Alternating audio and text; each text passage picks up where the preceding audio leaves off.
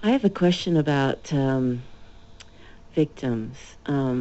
When a person believes that they've been traumatized or victimized as a child, say, and h- how do they uh, get past that story? You know, something that has shaped their life. Um, get past that, even to whether it be a family member maybe that has traumatized or victimized this person. Um, to be able to be around that person, not see them as the victimizer, not be able to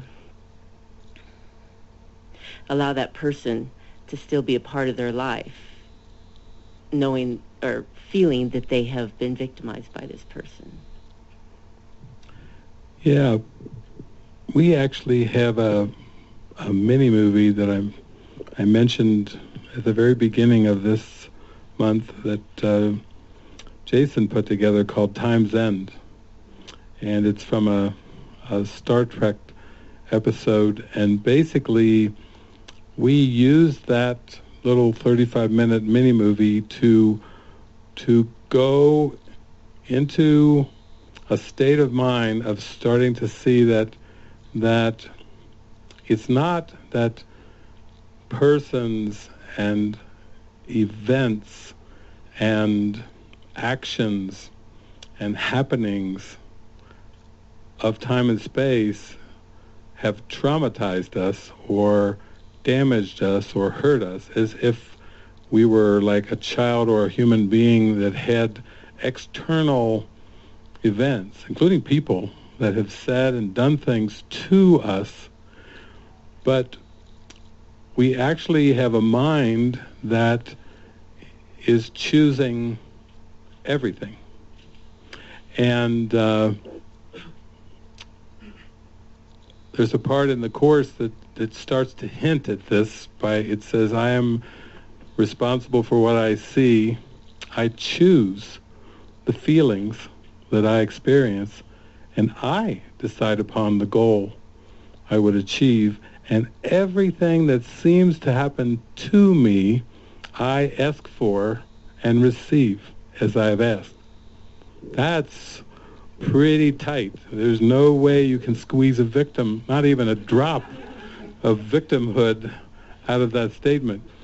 I remember the first time I read that in the Course, I was like, whoa, I want to memorize that and have that in my heart. So whatever I experience in time and space, whatever I experience anywhere, I want to remember that I am responsible for what I see. I have responsibility for my sight, for my perception. And then I've even seen that misused. The ego will get in there and try to use that, like, you're responsible for that nuclear bomb, or you're responsible for those starving children, you're responsible for that mistreatment, and so on and so forth.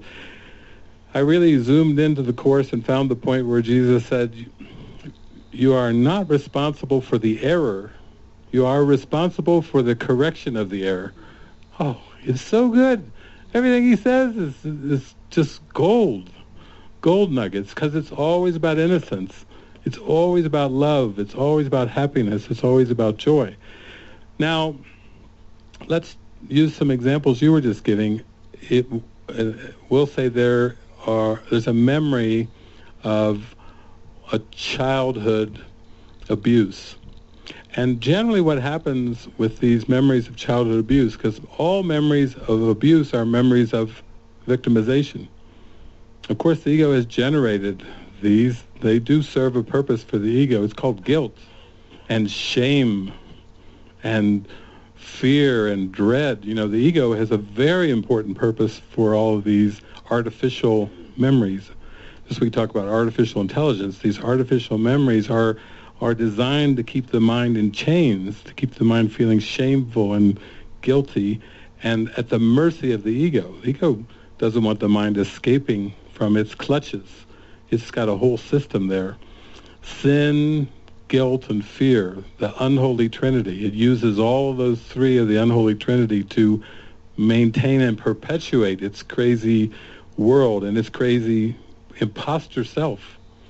So what we can say about those abuse memories is that what's painful about them is not the scene itself, but it's the interpretation is always where the pain comes in.